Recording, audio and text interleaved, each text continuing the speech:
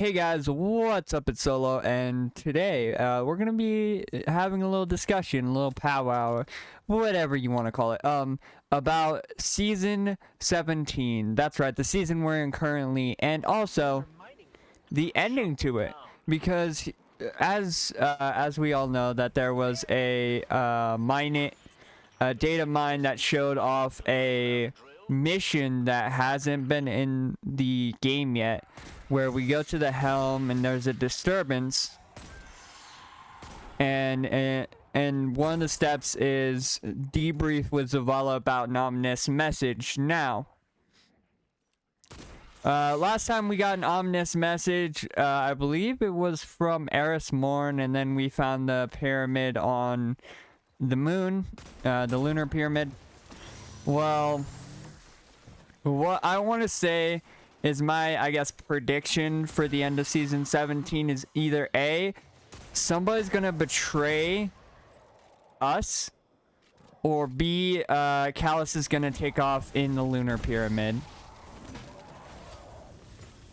And the reason why I say Calus is gonna take off in the lunar pyramid is that's literally the basis of the whole seasonal story, and you know, he's gonna take the lunar pyramid and then travel off with the witness. Now, as far as the ominous message, I have no idea who or what it could be coming from, because right now I have no idea. It might lead us into season 18, which could, you know, very well pinpoint who or what is bringing us back to the next place, which it's theorized to be Europa.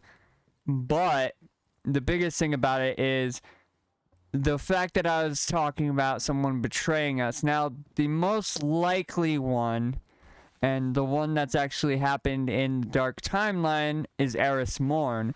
And the reason is actually it's a pretty simple one.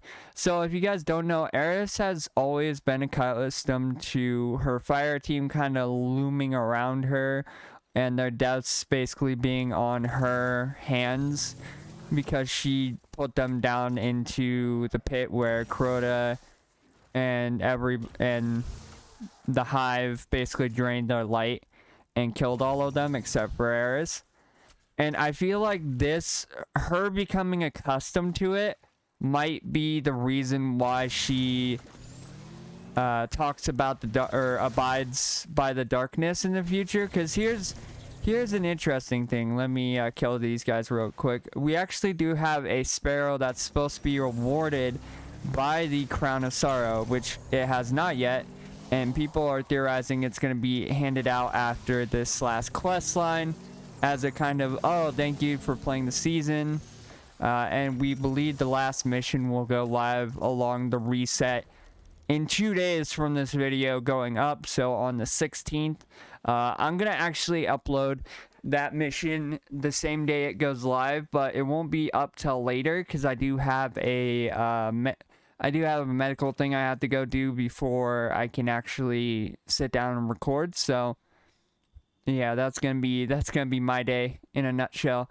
But basically, if we go into the triumphs here, and then, or not triumphs, collections here, and go to equipment, and then go to sparrows, this sparrow right here, I don't know how I'm gonna pronounce that, the Trayer Marsh.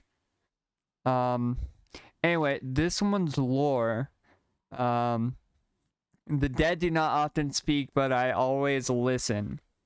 So basically, it talks about her dead fire team, and then Eris starts talking about, it's been long since I walked the pyramid's protean halls. Would it welcome me back now that I meddle in its affairs by severing its growing bond with the Leviathan?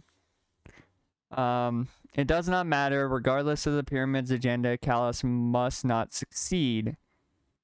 And then she talks about Eris. Yeah, for better or worse, she has grown accustomed to her grief. Let the others shed their burdens. She keeps hers close, heavy, and held dear.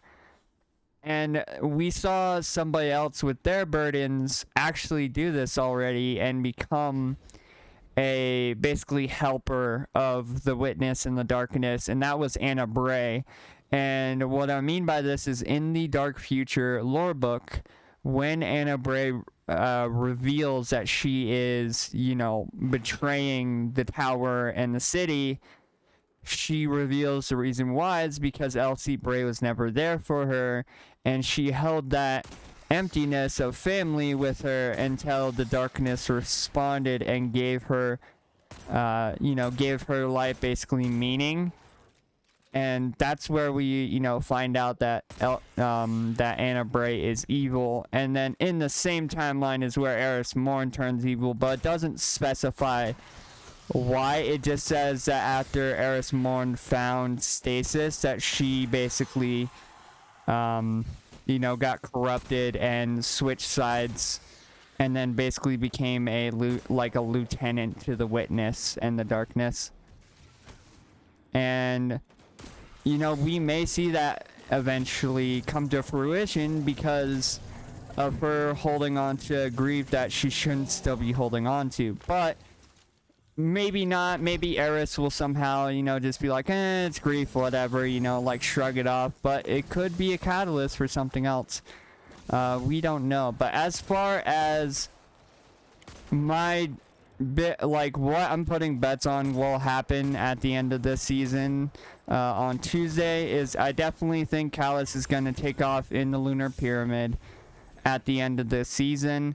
And this ominous message is going to either tell us to go to Europa, or is going to tell us to go somewhere that we won't go until Lightfall. And where that is, I have no idea. But yeah, that's my theory on all of it. I believe it should be live with the reset. If not, it might not be live until like midweek. But I doubt that. They'll probably have it go live on Tuesday. Just because that's how they normally do it, is when they do things like that. It'll be on the Tuesday before the last reset. Because this is the last reset before the 23rd coming up. So the 16th will be the last reset we see in the timeline before we had the showcase on my birthday. And I definitely feel like if there is, this data mine mission that says, the Serpent's Helm, then we're probably gonna get it the week before. Kind of like we did with the severing of Savathun's worm in Season of Lost. I know we didn't have anything during the first season of the DLC. We didn't really have an ending or epilogue to it. It just kind of was done. But also, like, that season wasn't really a build-up or anything to what was going to happen. It was mostly just extra details being added, like, for example, how Savathun's going through and putting down her pawns and everything. And then, this season feels like it's building up to a reveal of some sorts, which I feel like the ending has to do something with the reveal, because why would you wait until, the end? Because, like, we had the Catharsis mission, which was basically, hey, by the way, Calus is now known as a harbinger of the second collapse and is going to try to get rid of you. And, that was the Catharsis mission, and then we saw all the ghosts disappear. So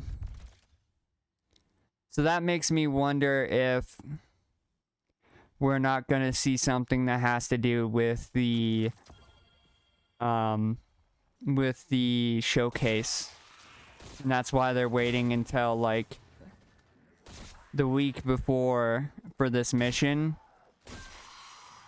Because in the, like, grand scheme of things, it'd be easier for them to do it the week before rather than, when we had the Catharsis mission, which was, like, week 7 of the season. I don't know. Let me know your guys' thoughts down below. I think we're definitely going to see Calus basically become become the ship I guess the guy who controls the lunar pyramid, and then I feel like the lunar pyramid's gonna leave the moon and disappear for a while until like lightfall. But I don't know. You know, we'll have to wait and see what actually happens. But yeah, anyway, guys. Also, I just wanted to remind you guys, by the time this goes live, you guys are only going to have about 24 hours before the leaks video, where I ask you guys if you guys want me to post leak stuff from leaks or not. You guys only have 24 hours from this video going live to get it to 10 likes. If not, we won't do leaks on the channel. We'll just continue on with the beginner's guide, and then of course my thoughts and everything, and of course random theories I have. But if it does get to 10 likes, I already have a video prepared going over some of the leaks that we've gotten in the last like week or so. But yeah, that's all up to you guys. If it goes up to 10, we'll do it. If not, no biggie. We'll just, you know, continue on. And of course,